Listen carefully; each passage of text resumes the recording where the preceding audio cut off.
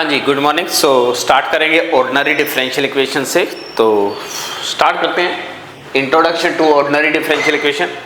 तो सबसे पहले ऑर्डिनरी डिफरेंशियल इक्वेशन के लिए आपको वेरिएबल्स चाहिए, डिपेंडेंट वेरिएबल चाहिए, इंडिपेंडेंट वेरिएबल चाहिए, डेरिवेटिव्स का मीनिंग क्या है, पार्शियल डेरिवेटिव का मीनिंग क्या है। तो ये जो कंसेप्चुअल चीज़ें हैं, कहीं भी आप इंटरव्यू फेस करेंगे तो बेसिक नॉलेज होना बहुत ज़रूरी है। आपका जब भी इंटरव्यूज होता है या कोई भी आपका आगे एग्ज़ाम देना है आपको, तो बेसिक इन्फॉर्मेशन के बेस पे आपको कंटिन्यू करना है। हम जीरो से लेके डिटेल तक डिस्कशन करेंगे और ये सीरीज़ आपकी लेक्चर सीरीज रेगुलर रहेगी, आप इसको कवर अप कर सकते हो। ठीक है, तो स्टार्ट करते हैं। सबसे पहले डेफिनेशन आपके पास जो रिक्वायरमेंट है कि इंडिपेंडेंट वेरिएबल और डिपेंडेंट वेरिएबल क्या होते हैं। ठीक है, इंडिपेंडेंट और डिपेंडेंट वेरिएबल्स का मीनिंग क्या है, इसको डिस्कस करते हैं। जैसे एक एग्जांपल से स्टार्ट करते हैं कि मान लो P एक पोजीशन है, या पहले एक इक्वेशन लिखते हैं। अगर मैं आपको एक डिफरेंशियल इक्वेशन अज्यूम कर रहा हूं कि थोड़ा सा बेसिक नॉलेज होगा आपको इन नोटेशंस का, ये अगर डिफरेंशियल इक्वेशन लिखता हूं और आपसे क्वेश्चन पूछा जाता है कि which one is a dependent variable and which one is independent variable, तो मैक्सिमम स्टूडेंट का जो मेरे को आंसर मिलता है, answer is x is independent and y is dependent. Then मैं फिर स्टूडेंट को कहता हूं कि अगर मैं इक्वेशन ये लिख दूं dx by dy equal to 1, तो आंसर आता है कि y is dependent and x is independent. और अगर मैं इक्वेशन ये लिख दूं dx equal to dy, then यहां आके स्टूडेंट कंफ्यूज हो जाता है कि विच वन इज डिपेंडेंट और विच वन इज इंडिपेंडेंट। और यहां इंपॉर्टेंट चीज है कि इस dx का मतलब क्या है, इस dy का मीनिंग क्या है, क्या कहना चाह रहा है। क्या ये इक्वेशन और ये इक्वेशन सेम है, इनका मीनिंग क्या है, क्या इनका डोमेन सेम है। तो आपको बहुत बेसिक चीजें पता होनी चाहिए जब भी आप कोई भी डिस्कशन करते हैं। ठीक है, तो आप ये सिर्फ डिफरेंशियल इक्वेशन को देख के ये नहीं बता सकते कि ये डिपेंडेंट वेरिएबल है और ये इंडिपेंडेंट है। अगर आपको मेंशन है तो आप उसके अकॉर्डिंग कैलकुलेशन करेंगे, अदरवाइज आप दोनों के मेथड से सॉल्व कर सकते हैं। x को डिपेंडेंट, y को इंडिपेंडेंट, y को डिपेंडेंट, x को इंडिपेंडेंट लेके चल सकते हैं। ठीक है, वो आपको एग्जाम में बैठ के डिसाइड करना होता है कि किस पैटर्न पे आपको सॉल्व करना है। ठीक है, तो ये डिस्कशन में डिटेल में आके इनका मीनिंग क्या है इस इक्वेशन का, वो अभी डिस्कस करूंगा। पहले डेफिनेशंस डिफाइन कर लेता हूं। जैसे एक और एग्जांपल लिखता हूं, P एक वेरिएबल है जो रिप्रेजेंट कर रहा है position of earth. P is a variable which represents the position of earth. ठीक है, और एक T वेरिएबल है जो रिप्रेजेंट्स कर रहा है टाइम।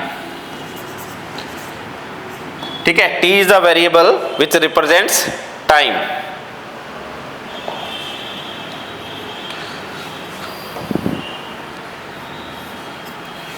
ठीक है, अब अगर मैं आपसे क्वेश्चन पूछूं कि इनमें डिपेंडेंट वेरिएबल कौन है, इंडिपेंडेंट वेरिएबल कौन है, तो मैक्सिमम स्टूडेंट का आंसर होता है कि P is depending on T। अर्थ की पोजीशन टाइम के अकॉर्डिंग आप कैलकुलेट कर सकते हो। ठीक है, बट अगर मैं आपको रिवर्स ऑर्डर में दूं, आपको ये बोलूं कि अपनी सन की पोजीशन ये है मेरे हेड के सेंटर में, तो what is the approximately time. For example आपके पास वॉच नहीं है, घड़ी नहीं है, आप फिर भी सन की पोजीशन के अकॉर्डिंग ये बता सकते हो कि what is the approximate time. ठीक है, तो आप सन की पोजीशन और अर्थ की पोजीशन के बेस पे T कैलकुलेट कर रहे हो, यानी कि अगर P मेरे पास नोन है तो मैं T के बारे में इंफॉर्मेशन गैदर कर सकता हूं। और अगर मेरे पास T नोन है, if T is known then we can calculate the information about P, कि इस टाइम पे अर्थ की पोजीशन क्या होगी with respect to position of sun. तो T के रिस्पेक्ट में P के बारे में डिस्कशन कर सकते हैं और P के रिस्पेक्ट में T के बारे में डिस्कशन कर सकते हैं। तो what is the meaning of dependency and independency, dependent क्या है, इंडिपेंडेंट क्या है, ये मीनिंग डिफाइन कर लेते हैं। जब मैं ये कह रहा हूं कि इफ टाइम इज नोन, यानी कि t जो वेरिएबल है उसका डोमेन अगर मेरे को पता है और उसके रिस्पेक्ट में मैं p कैलकुलेट कर रहा हूं, तो p की वैल्यू कैलकुलेट कर रहा हूं विद रिस्पेक्ट टू t, तो p की डिपेंडेंसी है ऑन t। और अगर मेरे पास p नोन है, इफ p इज नोन, यानी कि p का डोमेन अगर पता है, p की रेंज अगर पता है कि किस रेंज में वो वेरी करेगा, ठीक है। मान लो अर्थ की पोजीशन एक x डिग्री से y डिग्री के बीच में मूव कर रही है, इस टाइम पे इस पोजीशन के रिस्पेक्ट में टाइम किस रेंज में वेरी करेगा, ये कैलकुलेट करना है। तो p ऑलरेडी नोन है, उसकी हेल्प से t कैलकुलेट करते हैं, ठीक है। तो यहां क्या तो कंक्लूजन आया कि वो वेरिएबल जिसका डोमेन ऑलरेडी नोन है, जिसके बारे में आपको इंफॉर्मेशन नोन है, that is called independent variable. और जिस वेरिएबल की आप वैल्यू कैलकुलेट कर रहे हो with respect to known variable, that is called dependent variable. तो डेफिनेशन आप लिख सकते हैं, the independent variable is a variable, the independent variable is a variable, ठीक है, whose domain is known, and dependent variable की अगर बात करें तो is a variable whose dependent variable is a variable whose value is calculated with respect to independent variable, ठीक है। तो यहां अगर मैं ये लिखता हूं कि y is depending on x, तो ये नोटेशन देते हैं। तो बेसिकली यहां फंक्शन का कंसेप्ट आता है। या अगर मैं ये लिखता हूं x square plus y square is equal to 1, अगर मैं लिखता हूं, ठीक है। अब देखिए ये x और y में एक रिलेशन है। अगर मैं इसी चीज को ये लिख दूं y is equal to plus minus square root of 1 minus x square और x बिलोंग्स टू -1 to 1, तो मैं x की वैल्यू के रिस्पेक्ट में y की दो वैल्यू कैलकुलेट कर सकता हूं। तो यहां x का डोमेन नोन है, उसके रिस्पेक्ट में y कैलकुलेट कर रहा हूं, तो y इज डिपेंडेंट। लेकिन मैं इस इक्वेशन को देख के ये नहीं बता सकता कि which one is dependent and which one is independent. यहां x और y आपस में रिलेटेड है, लेकिन डिपेंडेंसी की बात नहीं कर सकते। तो जब डिपेंडेंसी और इंडिपेंडेंसी की बात करते हैं तो वो डिस्कशन आता है with respect to single variable function और मल्टी वैल्यूड फंक्शन के रिस्पेक्ट में, ठीक है। जैसे यहाँ y, हर x के रिस्पेक्ट में y की एटमोस्ट 2 वैल्यूज मिलेंगी। जैसे x को मैंने 0 रखा तो y की वैल्यू 1 और -1 दोनों हो सकती हैं। तो this is multi valued function. अगर मैं ये लिखता हूँ y is equal to x और x को बिलोंग करवा देता हूँ -1 से 1 के बीच में, हर x के लिए y यूनिक मिल रहा है, तो this is a single valued function. तो जब वेरिएबल की डिपेंडेंसी इंडिपेंडेंस की बात करते हैं तो वहाँ फंक्शन और सिंगल वैल्यूड और मल्टी वैल्यूड फंक्शन का कंसेप्ट आता है, ठीक है। तो बेसिकली आप ये भी कह सकते हैं कि अगर आपका f फंक्शन है r से r पे, तो मैं इसको लिख सकता हूं y is equal to f of x। तो दिस x इज जो इनपुट है that is a independent variable, और जो y है that is a dependent variable. I think clear है concept of dependent and independent variable, ठीक है। तो पहला इंफॉर्मेशन हमें ये चाहिए था, ठीक है। अब इसका मीनिंग क्या है, ये इक्वेशंस का मीनिंग क्या है, ये पहले समझ लेते हैं। dy का मीनिंग क्या है, देन डिस्कस करेंगे कि dy बाई dx को क्या कह सकते हैं और dy इक्वल टू dx का मीनिंग क्या है, ठीक है। तो ये डिफाइन करने के लिए मेरे को नोटेशन डिफाइन करना है, dy बाई dx। इस नोटेशन का मीनिंग डिफाइन करता हूं। मैं अज्यूम कर रहा हूं कि let y is dependent and x is independent, ठीक है। y एक फंक्शन है, अज्यूम कर लेते हैं it is a define from real line to real line, ठीक है। अब देखिए जब मैं OD पढ़ रहा हूं और स्टार्टिंग का पहला सेगमेंट है, पहला लेक्चर है, और मैं यहां फंक्शंस का यूज कर रहा हूं, ठीक है। तो जब आपको OD पढ़ना है, PD पढ़ना है या अप्लाइड का कोई भी टॉपिक पढ़ना है, अप्लाइड का कोई भी आपको टॉपिक पढ़ना है, तो उसके लिए पहले एनालिसिस पार्ट अच्छा होना चाहिए, तो अप्लाइड बहुत अच्छे से समझाएगा। OD का मतलब ये नहीं है कि आपको डिफरेंशियल इक्वेशन दे दी एंड देन सॉल्व कर दिया और काम खत्म हो गया। ऑर्डिनरी डिफरेंशियल इक्वेशन का मीनिंग है कि आपको जो सॉल्यूशंस आएगा उसको एनालाइज करना है। आगे जाके डिस्कशन करेंगे कि सॉल्यूशंस का मीनिंग है किसी एक वेरिएबल का आप रेट ऑफ चेंज देख रहे हैं किसी दूसरे वेरिएबल के रिस्पेक्ट में, और जहां भी रेट ऑफ चेंज की बात आती है वहाँ आप ऑर्डिनरी डिफरेंशियल इक्वेशन यूज़ कर सकते हैं। यानी कि जहाँ भी इनपुट के रिस्पेक्ट में आउटपुट का डिस्कशन करना है, ठीक है, जैसे मैं आपको टीच कर रहा हूँ, मेरे टीचिंग से आपके रिजल्ट पे कितना इफेक्ट आ सकता है, मैं कुछ इनपुट दे रहा हूँ, आप उसको रीड करके आप भी कुछ इनपुट दोगे, आपका आउटपुट क्या है, जो भी आप जिस भी एग्जाम की तैयारी कर रहे हैं उस एग्जाम का जो आउटपुट है, that is the input versus output. तो यहाँ मुझे अगर रेट ऑफ चेंज कैलकुलेट करना है कि मैं कितने आपको क्वेश्चंस कराऊं, कितना इनपुट दूं, कितना बेसिक थ्योरी करवाऊं, कितना डिटेल थ्योरी करवाऊं, वो डिपेंड करता है हर एग्जाम के अकॉर्डिंग कि आपको डिजायर्ड आउटपुट तक पहुंचा जाए। तो अगर इसको कैलकुलेट करना है तो वहां हम डिफरेंशियल इक्वेशन चेंज यूज करते हैं। तो अगर आपसे कहीं भी पूछा जाता है what is the basic application of differential equation, तो जहां भी रेट ऑफ चेंज की बात करते हैं, कहीं भी रेट ऑफ चेंज को एनालाइज करना है तो वहां हम डिफरेंशियल इक्वेशन यूज करते हैं। वन वेरिएबल में उसको टोटल डेरिवेटिव बोलेंगे, टू वेरिएबल, थ्री वेरिएबल और हायर वेरिएबल में उसको पार्शियल डेरिवेटिव्स बोलते हैं। पार्शियली रेट ऑफ चेंज की बात करते हैं, तो वो सारी टर्म्स अभी हम डिस्कस करेंगे और डिफाइन करेंगे, ठीक है। तो मैं यहाँ अज्यूम कर रहा हूँ कि y जो है वो x पे डिपेंडेंट है और r से r पे फंक्शन है। मैं डेरिवेटिव का मीनिंग डिफाइन कर रहा हूँ, ठीक है, टोटल डेरिवेटिव बेसिकली लेके चल रहा हूं, देन पार्शियल डेरिवेटिव का मीनिंग डिफाइन करेंगे।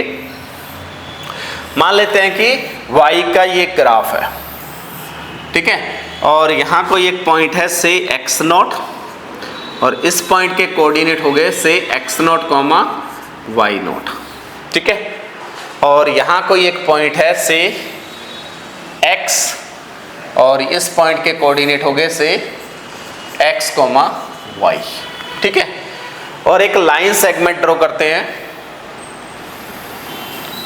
Passing through these two points. तो ये P पॉइंट है, ये Q पॉइंट है। इस लाइन को नाम दे देते हैं L, और आप सब लोग जानते हैं slope of this line segment,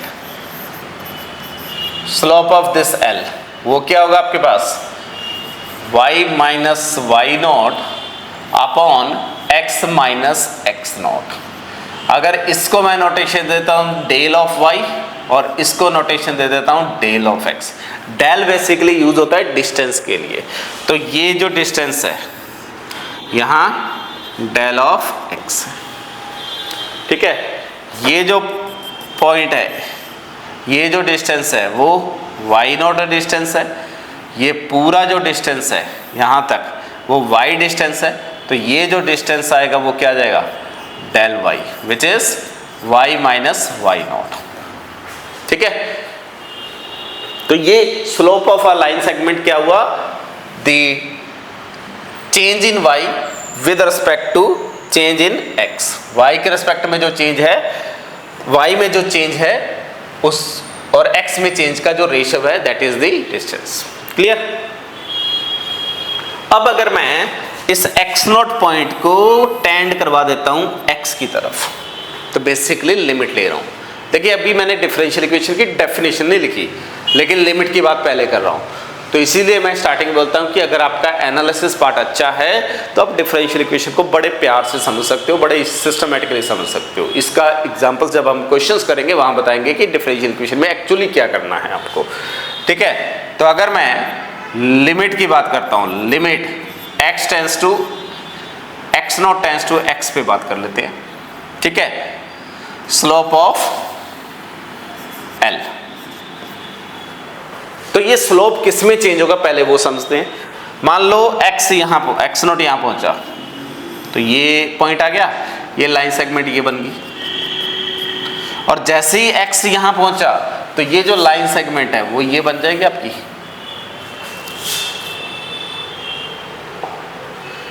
ठीक है। x यहां पहुंचा तो ये लाइन सेगमेंट आ गई मेरे पास, ठीक है। ये जो एंगल है ये एंगल मान लेते हैं थीटा डिग्री एंगल है, ठीक है। और यहां अगर मैं tan थीटा की बात करूंगा तो ये जो मेरी लाइन सेगमेंट थी, जब x0 x की तरफ रीच करा तो ये लाइन सेगमेंट जो बन गई that is a tangent line. तो ये क्या हो गया, slope of a tangent line.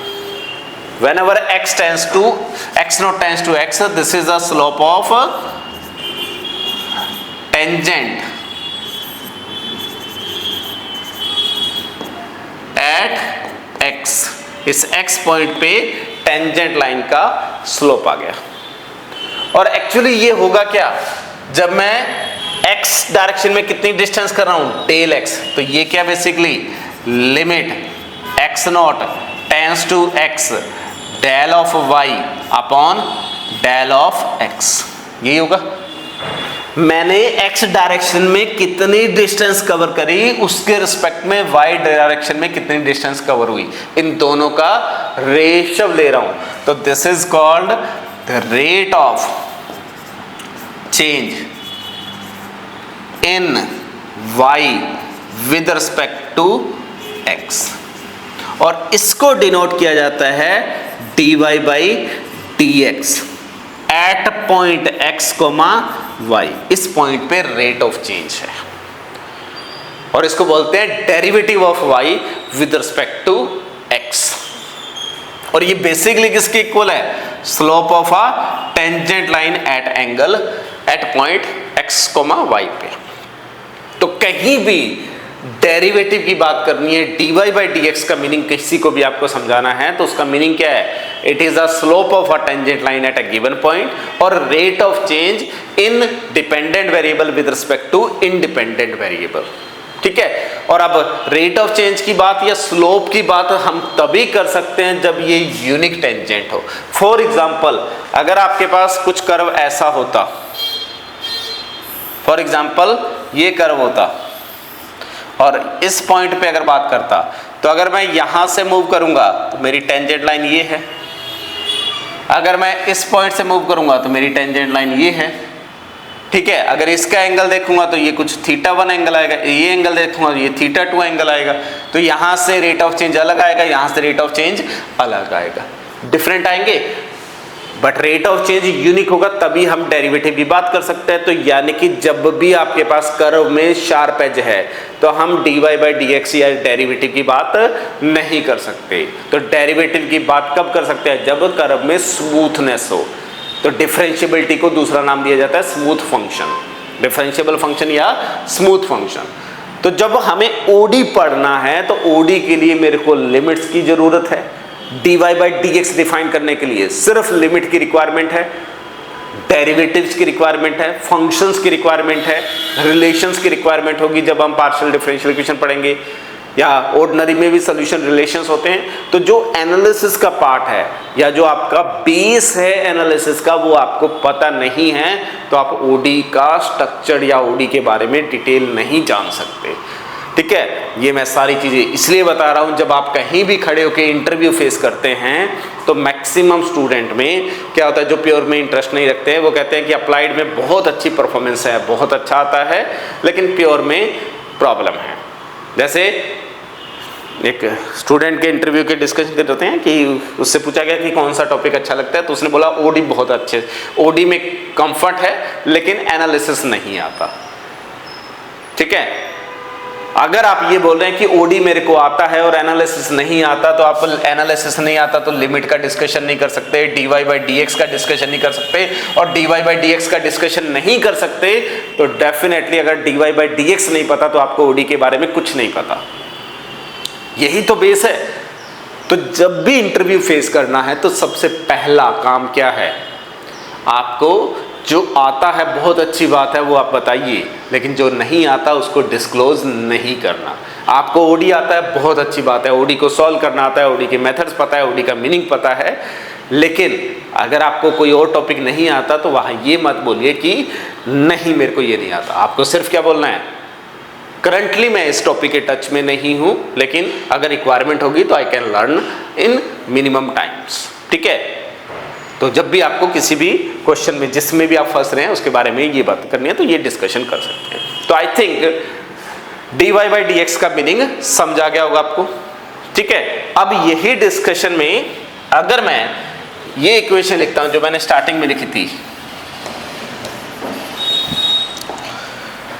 dy by dx equal to 1, इस इक्वेशन का मीनिंग क्या है कि y जो है वेरिएबल है उसका रेट ऑफ चेंज जो है, उसका जो चेंज है और x का चेंज है, उन दोनों का रेशियो 1 है।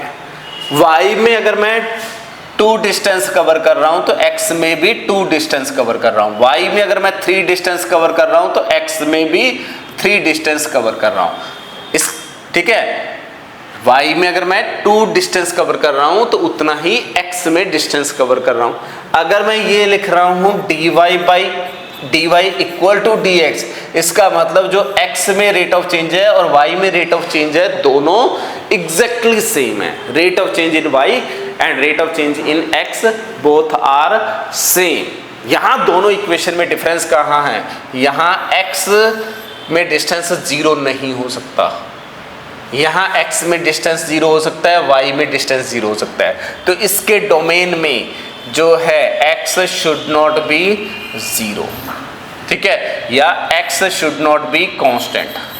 अगर x कांस्टेंट हो गया तो dx क्या हो जाएगा, डिस्टेंस 0 हो जाएगा, तो हम dy बाई dx की बात नहीं कर सकते। तो यहां जब हम डिफरेंशियल इक्वेशन डिस्कस करते हैं तो वहां डिपेंड करता है कि डोमेन क्या है, कौन से डोमेन पे हम डिस्कशन करते हैं। इस चीज का भी आगे जाके हम यूज देखेंगे कि कैसे यूज करनी है ये सारी चीजें, ठीक है।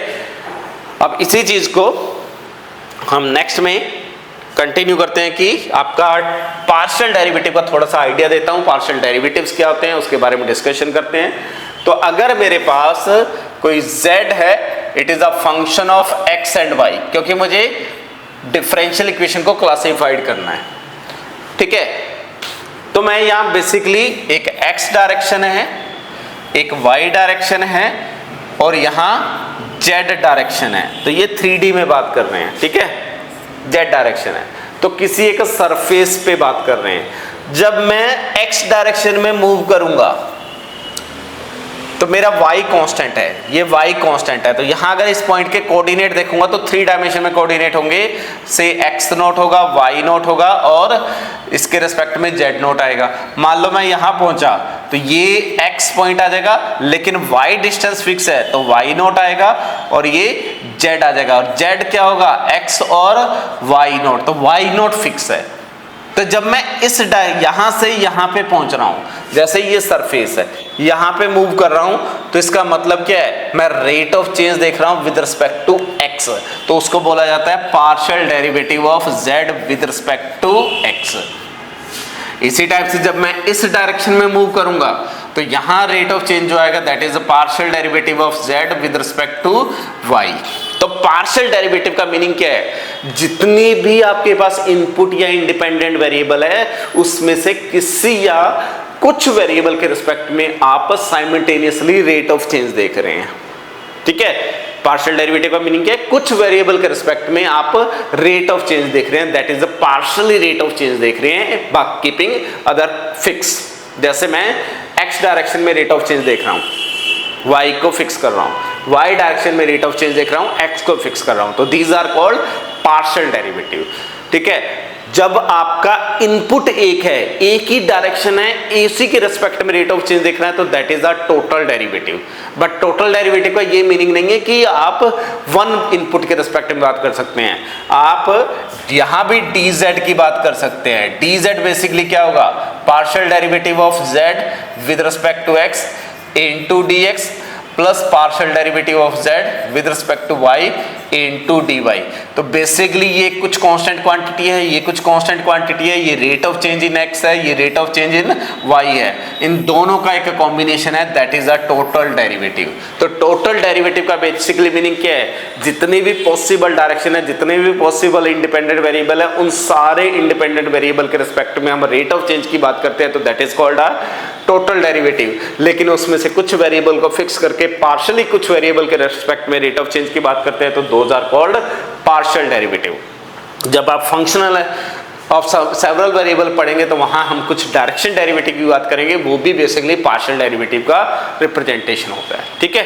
तो ये बेसिक सा आइडिया है about the independent variable, dependent variable, derivative and partial derivative, ठीक है। तो आई थिंक कंसेप्ट इतना क्लियर होगा। नेक्स्ट हम कंटिन्यू करते हैं कि आपकी डिफरेंशियल इक्वेशन क्या है, उसको कहां कहां हम क्लासिफाइड कर सकते हैं, उनका क्लासिफिकेशन डिस्कस करते हैं, ठीक है। तो अब हम डिस्कस करते हैं कि डिफरेंशियल इक्वेशन क्या है, ठीक है। तो आपके पास डिपेंडेंट वेरिएबल होंगे से y1, y2, yk, कुछ नंबर ऑफ डिपेंडेंट वेरिएबल है, ठीक है, दीज आर डिपेंडेंट वेरिएबल्स, और x1, x2, xr ये कुछ इंडिपेंडेंट वेरिएबल है, ठीक है। और जब भी डिफरेंशियल इक्वेशन की बात करनी है तो बेसिकली डिपेंडेंट वेरिएबल का रेट ऑफ चेंज देखना है with respect to independent variable, ठीक है। तो अब क्या हो सकता है, इस y1 का rate of change with respect to x1 देख सकते हैं, y1, y2 का rate of change with respect to x1, x2 देख सकते हैं, और इनमें कोई एक रिलेशन बना सकते हैं। तो डिफरेंशियल इक्वेशन का मीनिंग क्या है, एन इक्वेशन, पहली टर्म बहुत इंपॉर्टेंट है, एन इक्वेशन, ठीक है। अब यहां मैं आपको यहां लिख के दिखा रहा हूं, मान लो y डिपेंडेंट है, इस n इक्वेशन का मीनिंग क्या है, dy by d x equal to, अगर मैं ये लिखता हूं 1 plus x square by 2 factorial plus x cube by 3 factorial and so on, अगर मैं ये लिखता हूं तो this is not a differential equation. But अगर मैं ये लिखता हूं dy by d x equal to sine of x, ठीक है, इन दोनों का मीनिंग सेम नहीं है। अब यहां ध्यान रखिएगा, ये क्या है, एक सीरीज एक्सपेंशन है जिसमें इनफाइनाइट टर्म है। इक्वेशन की बात जब करते हैं तो इक्वेशन में नंबर ऑफ टर्म्स हमेशा फाइनाइट आती है। तो जब भी डिफरेंशियल इक्वेशन डिफाइन करनी है तो पहला मीनिंग क्या है, पहला टर्म क्या है, differential equation is an equation.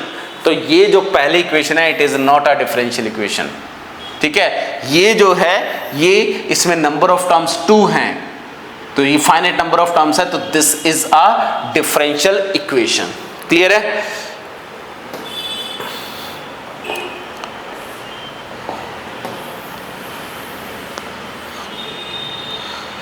तो यहां डिफरेंशियल इक्वेशन की डेफिनेशन क्या है, an equation between dependent variable, independent variable and their derivatives. तो जब डिफरेंशियल की बात करते हैं तो सिर्फ डेरिवेटिव्स का कंसेप्ट आता है, ठीक है। इसके बाद हम ऐड ऑन करेंगे इंटीग्रल इक्वेशन। तो इंटीग्रल इक्वेशन होता है an equation between dependent variable, independent variable and their integrals. अब कुछ इक्वेशन में इंटीग्रल होंगे, कुछ इक्वेशन में डिफरेंट डेरिवेटिव्स होंगे, ठीक है। अगर सिर्फ डेरिवेटिव्स है तो that is called differential equation, और सिर्फ इंटीग्रेशन है तो that is called integral equation. लेकिन कुछ ऐसी इक्वेशन हो सकती हैं जिसमें डेरिवेटिव भी हो सकते हैं, इंटीग्रेशन भी हो सकते हैं। For example dy by d x is equal to integration of y t d t, ठीक है, between x not to x। ये आपको इक्वेशन दे दी। इसमें देखिए y का डेरिवेटिव भी है और y का इंटीग्रेशन भी है। तो अगर किसी डिपेंडेंट वेरिएबल का डेरिवेटिव आ जाए, सिर्फ और सिर्फ डेरिवेटिव्स आए और डिपेंडेंट वेरिएबल में इक्वेशंस एंड इंडिपेंडेंट वेरिएबल में इक्वेशन हो तो that is the differential equation. अगर सिर्फ इंटीग्रेशन आ जाए, जैसे मान लो ये दे दिया हमने integration 0 to x y t d t equal to sine of x, तो यहाँ y को डिपेंडेंट मान रहा हूं, x को इंडिपेंडेंट मान रहा हूं, तो यहाँ y का सिर्फ इंटीग्रेशन है, तो this is an integral equation, ठीक है। अगर मेरे पास सिर्फ ये आता है dy by d x equal to से साइन ऑफ x, इसमें सिर्फ डेरिवेटिव है, तो this is a differential equation. लेकिन एक इक्वेशन ऐसी भी हो सकती है जिसमें डेरिवेटिव्स भी हैं और इंटीग्रल भी हैं, तो these are called integro equation.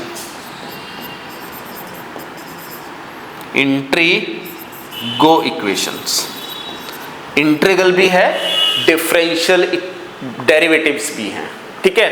तो दिस इज इंट्रीगो इक्वेशन, ठीक है। और जब आप इंटीग्रल से डिफरेंशियल पे आते हैं तो बीच में जो इक्वेशंस आती हैं दोज आर इंटीग्रल इक्वेशन, और डिफरेंशियल को जब इंटीग्रल इक्वेशन में कन्वर्ट करते हैं तो बीच में जो इक्वेशन आती है दोज आर इंटीग्रल इक्वेशन। तो 3 कैटेगरी बेसिकली इस सेगमेंट में आपको पढ़नी होती है, differential equation, integral equation and integral equation, ठीक है।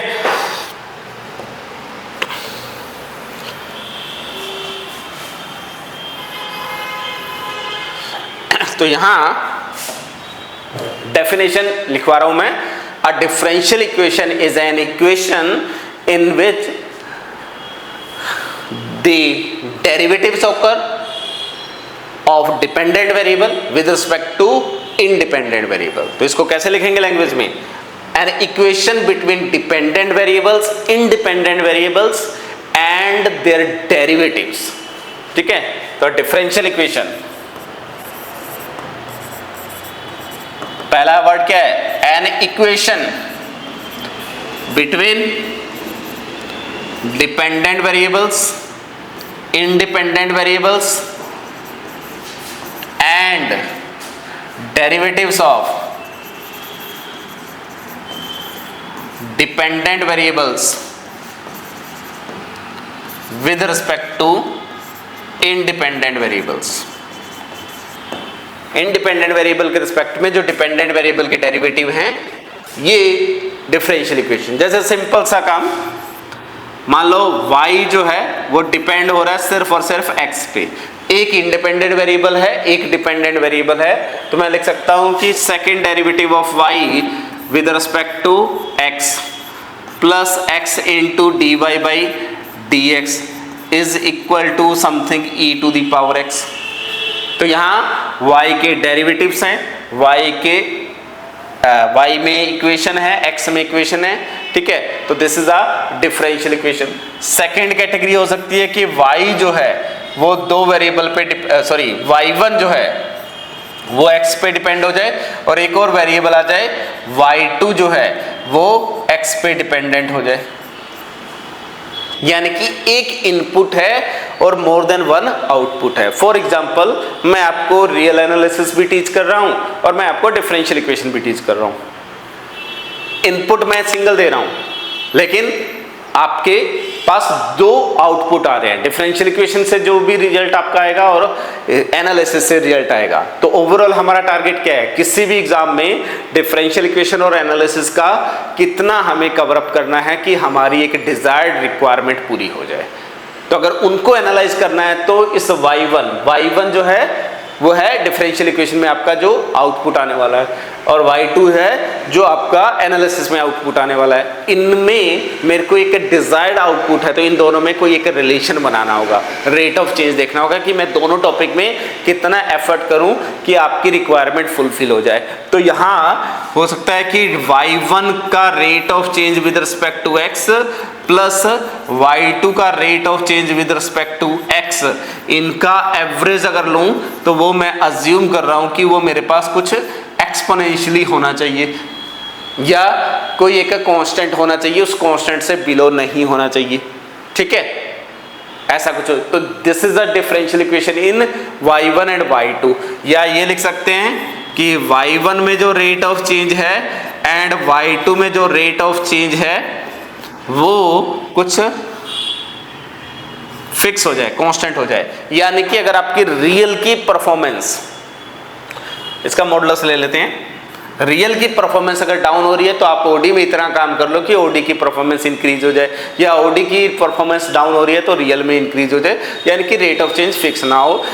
फॉर एग्जांपल, आपका 20 मार्क्स का ओडी है और 20 मार्क्स का ही मान लो 30 मार्क्स का रियल है, तो मैं रियल में मेरी रिक्वायरमेंट, रियल और ओडी को रिक्वायरमेंट है कि मेरे पास 25 मार्क्स मिल जाएं। तो अगर रियल में मेरे 15 मार्क्स आ रहे हैं तो ओडी में मेरे को 10 मार्क्स लेने चाहिए, ठीक है। तो इन दोनों का डिफरेंस एक फिक्स क्वांटिटी होनी चाहिए ताकि मैं अपने टारगेट को कभी मिस ना करूं, ठीक है। तो ये कहीं भी आपको ना ओडी का एप्लीकेशन बताना है तो रियल लाइफ में जो आपकी जो प्रॉब्लम्स है उस पर बेस बताओगे तो कहीं भी इंटरव्यू में या कहीं भी आप सिलेक्शन लेने जाओगे तो बहुत इजी हो जाएगी चीज़ें, ठीक है। तो ये बेसिकली y1 और y2 यानी कि दो डिपेंडेंट वेरिएबल में अगर रिलेशन देखना है तो मेरे पास एक सिस्टम होना चाहिए, ठीक है। तो this is basically a system of differential equations. दो इक्वेशंस हैं, ठीक है, और दोनों में जो आ रहा है वो टोटल डेरिवेटिव आ रहा है क्योंकि इनपुट एक है, रेट ऑफ चेंज मैं ये देख सकता हूं। तो this is called ordinary differential equation. इसको मैं डिटेल में अभी क्लासिफाइड करूंगा, सिस्टम ऑफ ओडी, और ये सिंपली ओडीई है, ठीक है। तो अगर आपके पास सिंगल इनपुट है और इस सिंगल इनपुट के रिस्पेक्ट में आपको रेट ऑफ चेंज देखना है, आउटपुट कितने भी हो सकते हैं, तो that is called ordinary differential equation, ठीक है, तो a differential equation in which independent variable is only one, that is called ordinary differential equation. आप definition लिखना चाहो तो लिख सकते हो, ठीक है। इसी टाइप से मैं इक्वेशन बना सकता हूं, से y जो है या z लिख लेते हैं, z डिपेंड कर रहा है x एंड y दो वेरिएबल पे। तो मेरे पास rate of change in z हो सकता है with respect to x plus rate of change in y हो सकता है with respect, sorry, rate of change in z हो सकता है विद रिस्पेक्ट टू y, और मान लेते हैं कि इनका एवरेज जो है वो कुछ sine of x plus y इसके इक्वल होना चाहिए, ठीक है। जैसा sine of x plus y का बिहेवियर है, एवरेज मेरा वैसा ही आना चाहिए। या आप कोई भी रेस्ट्रिक्शन लगा सकते हो कि मेरा rate of change in x और rate of change in y, x के रिस्पेक्ट में और y के रिस्पेक्ट में रेट ऑफ चेंज। अब देखिए इसको रियल लाइफ में कनेक्ट करते हैं। दो इनपुट है, मान लो एक फैकल्टी F1 है और एक फैकल्टी F2 है। दो फैकल्टी, एक फैकल्टी आपको ओडी पढ़ा रहा है, दूसरा फैकल्टी आपको रियल पढ़ा रहा है। दो इनपुट हो गए, आप एक स्टूडेंट हैं, तो आपका आउटपुट दोनों फैकल्टी के इनपुट पे डिपेंडेंट हो रहा है। हमें परफॉर्मेंस एनालाइज करनी है कि ओडी और रियल में आपका कैसा परफॉर्मेंस है, एवरेज परफॉर्मेंस क्या है। तो ओडी में कितना टीच करा गया है उसके रिस्पेक्ट में परफॉर्मेंस, एंड रियल में कितना टीच करा गया है उसके रिस्पेक्ट में परफॉर्मेंस का एवरेज ले लेंगे। तो वहां से हम कैलकुलेट कर सकते हैं कि आपका एवरेज परफॉर्मेंस क्या आ रहा है, कहाँ आपको परफॉर्मेंस को इंप्रूव करने की रिक्वायरमेंट है और कहाँ परफॉर्मेंस को आपको डाउन करने की रिक्वायरमेंट है। ये हम एनालाइज कर सकते हैं with the help of partial derivatives. तो यहां इनपुट्स एक से ज्यादा है, आउटपुट एक ही है। तो जब इनपुट एक से ज्यादा होंगे तो हम डेरिवेटिव को पार्शियली चेक कर सकते हैं, यानी कि एक वेरिएबल को फिक्स करके दूसरे के रिस्पेक्ट में बात कर सकते हैं। तो उस केस में these are called partial differential equation. तो पार्शियल डिफरेंशियल इक्वेशन जब भी बात करेंगे तो आपके पास independent variable more than one होंगे, तभी हम उसका डिस्कशन कर सकते हैं। पार्शियल डिफरेंशियल इक्वेशन का मतलब ये नहीं है कि उसमें टोटल डेरिवेटिव्स नहीं आ सकते। जैसे अगर मैं ये लिखूं d of z equal to 1, इसी केस में तो dz का बेसिकली मीनिंग क्या होता है, partial derivative of z with respect to x into dx plus partial derivative of z with respect to y into dy equal to 1। इसको हम बोलते हैं टोटल डेरिवेटिव। अगर मैं इस इक्वेशन की बात करूं तो ये इक्वेशन किस में कैटेगराइज होगी, पार्शियल डिफरेंशियल इक्वेशन में कैटेगराइज होगी, ना कि ऑर्डिनरी डिफरेंशियल इक्वेशन में। तो पार्शियल और ऑर्डिनरी में डिफरेंस क्या है, ऑर्डिनरी डिफरेंशियल इक्वेशन में इनपुट एक होता है, यानी कि इंडिपेंडेंट वेरिएबल हमेशा एक आएगा, उसी के रिस्पेक्ट में डिपेंडेंट वेरिएबल का रेट ऑफ चेंज देखना है। Dependent variable can be one और dependent variable can be more than one. Partial differential equation में independent variable always more than one, यानी कि एटलीस्ट दो तो होंगे ही होंगे, उससे ज्यादा कितने भी हो सकते हैं। और dependent variable can be one और can be more than one. जैसे फोर्थ सिचुएशन में देखता हूं,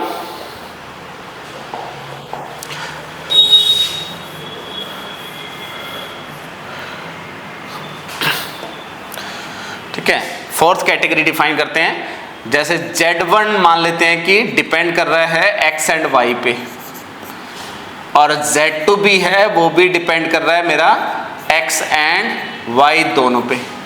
Z1 Z2 दोनों x एंड y पे। अब मैं क्या कर सकता हूँ, rate of change in Z1, किसी एक स्टूडेंट का rate of change with respect to x और दूसरे स्टूडेंट का rate of change with respect to x, उनका वैल्यू कैलकुलेट कर सकता हूँ और उनको कंपेयर कर सकता हूँ किसी एक्सपोनेंशियल फंक्शन से, ठीक है। इसी टाइप से rate of change with y और उनका difference rate of change with second student with respect to y, मान लेते हैं कि वो फिक्स होना चाहिए, या वो भी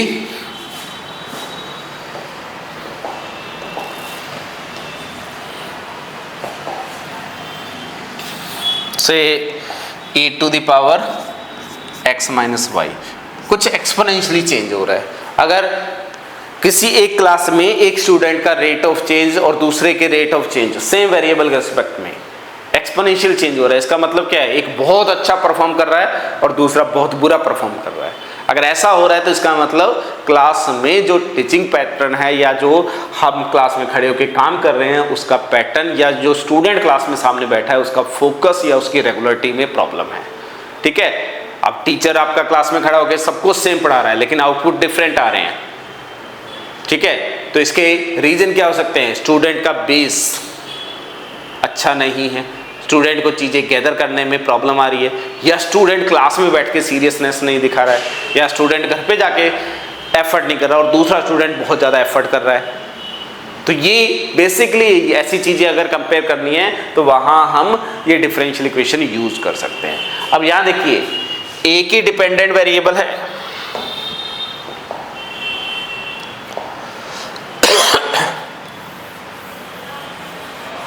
ठीक है, इसको एक और इक्वेशन लिख लेते हैं यहाँ पे, जैसे partial derivative of z with respect to x plus partial derivative of z with respect to y, मान लो 1। यहाँ एक डिपेंडेंट वेरिएबल है और मोर देन वन इंडिपेंडेंट वेरिएबल है, तो ये सिंपली पार्शियल डिफरेंशियल इक्वेशन है। और यहाँ दो डिपेंडेंट वेरिएबल को आपस में कंपेयर करना है तो एटलीस्ट दो इक्वेशन चाहिए, तो this is a system of partial differential equation. तो ये बेसिकली डिफरेंशियल इक्वेशन की चार कैटेगरीज हैं। पहली category is ordinary differential equation, then system of ODE, then PDE and then system of PDE। इसको मैं वेरिएबल के बेस पे क्लासिफाइड कर लेता हूं। ठीक है,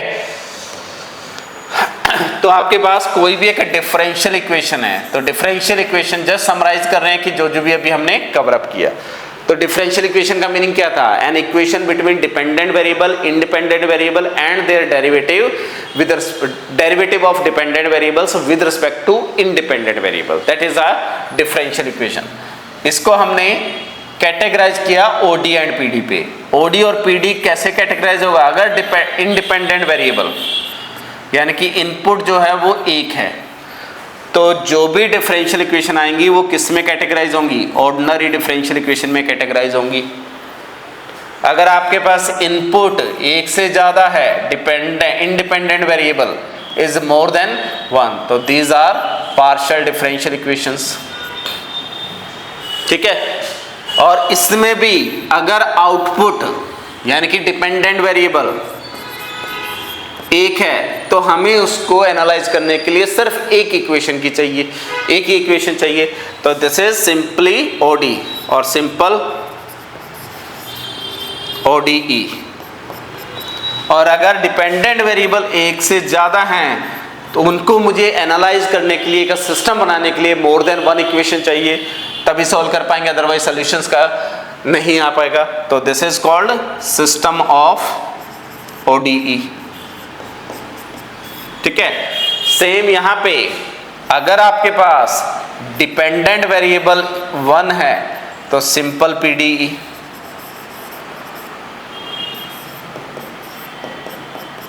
ठीक है, और अगर डिपेंडेंट वेरिएबल आपका मोर देन 1 है तो then system of partial differential equation.